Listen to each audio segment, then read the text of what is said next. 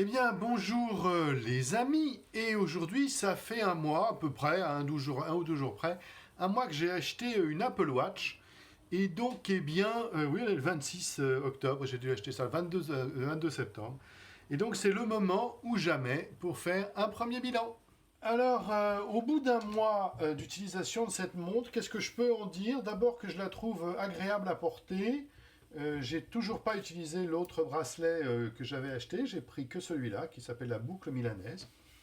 Je le trouve assez agréable à porter. Il y a un truc qui m'énerve tout de suite, toujours, c'est que évidemment la montre, et je sais pas pourquoi, elle est à peu près, synchronisée avec mon téléphone, puisque là, je sais pas si vous le voyez bien, mais ici, là, il y a un petit cadran, il y a un petit cadenas bleu. Alors théoriquement, il faut que je m'identifie sur le téléphone, mais ça marche jamais. Donc, en fait, si je veux utiliser la montre, il faut que je mette mon code à la main. Donc voilà ce que je suis en train de faire. Je ne le sais jamais. Voilà. Hop, paf. Voilà, bing. Et là, elle est déverrouillée. Alors, pourquoi c'est intéressant d'être déverrouillé? Parce que, évidemment, et je vais aller directement à la fonction la plus intéressante à mes yeux de cette montre, c'est que ça permet de payer. Donc là, j'ai mis 2 cartes et ça me permet de payer. Et franchement, c'est la fonction la plus intéressante de cette montre, qui en réalité n'est pas une montre, mais plutôt une extension du téléphone. Et en fait, je me faisais cette remarque en l'utilisant. En réalité, cette montre, qui n'est pas une montre, se comporte vis-à-vis de l'iPhone comme se comportait autrefois l'iPod vis-à-vis du Mac, c'est-à-dire une extension non autonome du Mac pour écouter de la musique. Et la montre, c'est un peu l'impression que ça me donne, c'est-à-dire qu'elle n'est pas autonome du tout. Alors peut-être parce que moi, j'ai pas pris une version avec carte SIM, hein, j'ai pris la version classique.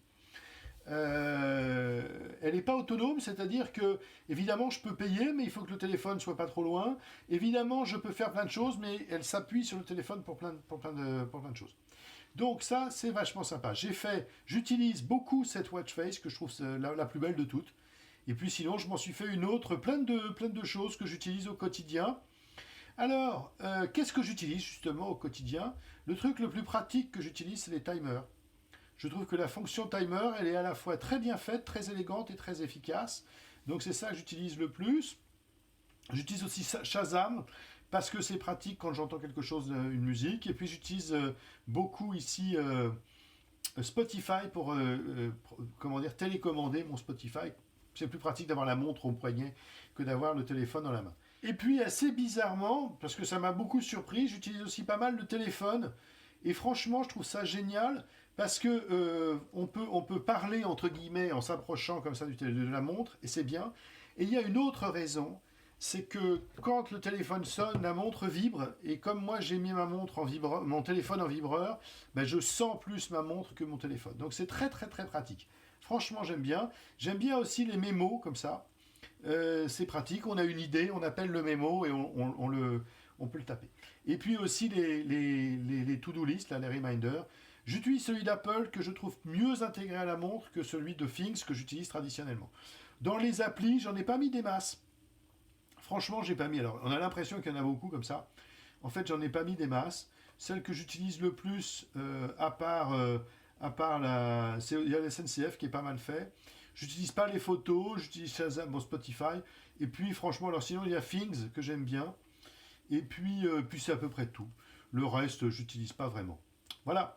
Donc, le bilan, s'il fallait tirer un premier bilan, le premier bilan, c'est que ce n'est pas une montre, mais une extension du téléphone, que c'est cette watch face que j'utilise le plus parce que c'est celle que je trouve le plus élégante, que la fonction la plus surprenante, c'est la fonction téléphone, et puis également la fonction paiement, à tel point d'ailleurs que j'ai changé de banque, puisque je suis maintenant chez Boursorama, qui me permet d'être compatible. Et puis il y a également, alors il faut que je cache, voilà le numéro ici, j'avais également un compte Revolut que j'utilisais de temps en temps, mais c'est plus pratique d'avoir un compte en banque. Donc en fait, le truc amusant avec cette montre, c'est que la fonction que j'utilise le plus au quotidien, c'est la fonction de paiement, suivie par la fonction de timer que je trouve ici, suivie par Shazam et par Spotify. Voilà. Donc sinon, à part ça, super. Alors, il y a des choses que je n'utilise pas du tout en particulier les fonctions de tracking, parce que non seulement j'avais dit que c'était un thermomètre et que j'en avais marre, mais en plus je trouve ça très très très intrusif. Alors c'est plus psychologique qu'autre chose, mais j'ai testé d'avoir Apple qui me dit t'as pas assez fait de pas, t'as pas fait de ceci ou de cela. Franchement, je trouve ça super intrusif. Vous la voyez ici en mode éteint, parce qu'elle a un mode allumé, d'accord. Et donc évidemment c'est le fameux mode Always On Display, comme ils disent en mauvais français. C'est-à-dire écran toujours allumé, puisque la série, jusqu'à la série 4, l'Apple Watch s'éteignait. Là, elle ne s'éteint plus. Franchement, je ne la porte pas tout le temps, mais je trouve qu'elle a plutôt une bonne autonomie. Donc voilà, en quelques minutes, ce que je retiens sur l'Apple Watch, qui est vraiment une belle montre, un beau produit, très confortable, très agréable, que je vais reporter et remettre ici sur son stand. Et